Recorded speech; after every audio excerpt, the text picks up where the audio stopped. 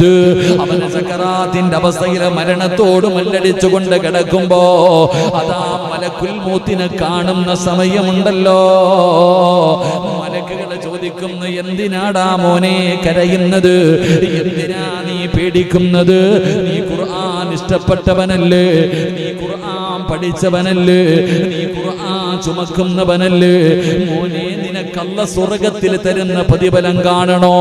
നമ്മൾ മരിക്കുമ്പോ സ്വർഗം കണ്ടിട്ടാണ് മരിക്കുന്നത്.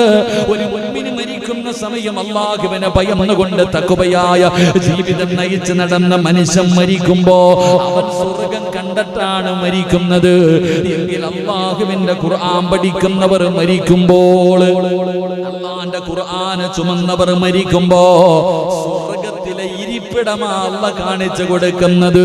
ഇതാണ് സ്വർഗമെന്നല്ല പറയുന്നത്, ഇതാടാ നിനക്കല്ല തരുന്ന പ്രതിഫലം. സ്വർഗത്തിലെ